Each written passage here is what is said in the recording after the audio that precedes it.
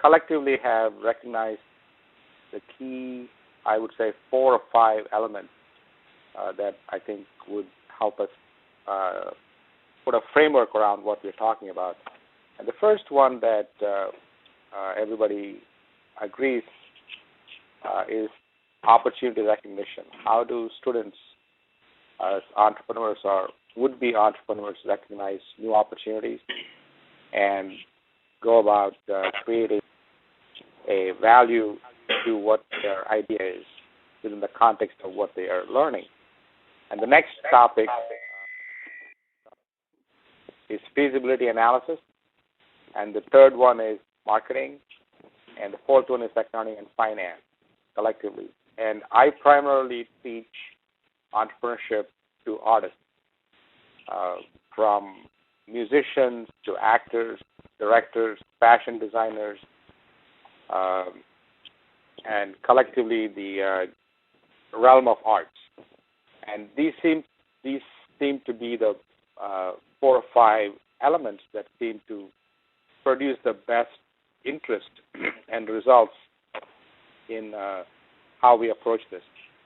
And there are some things that, at least from our collective experience and my experience, we have learned. And one of the things is that it is a lot of extracurricular activity-oriented learning and teaching entrepreneurship. And I bring in a lot of carefully selected practicing artists to co-teach my class. And I spend a lot of time working with them, talking about what subject matter that I'm presenting on that particular day and how they can help me make the case. As an instructor, what I find is also students seem to react more positively towards guest speakers who have a different take on things.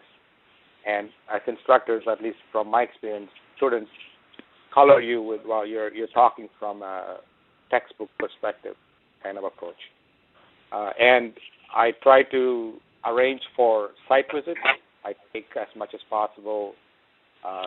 This is something that I actually picked up from talking to John Hughes many, many times, bringing the street to campus and taking the campus to the street.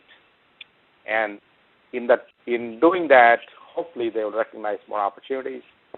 And we talked about feasibility analysis and those 4 relevant topics to that. And the traditional education, at least from what I have read in education theory, talks about visual, auditory, reading, writing, kinesthetic. But entrepreneurship education is experiential and real life teaching and learning. And there was a survey done in 2005 by Leon Weiner, and he surveyed MBA students, and the survey results showed opportunity recognition as the number 1 ranked item that they chose for personal and business success. So there is a theme in this, and I'm sure all the directors, through their experience, have recognized this in the past.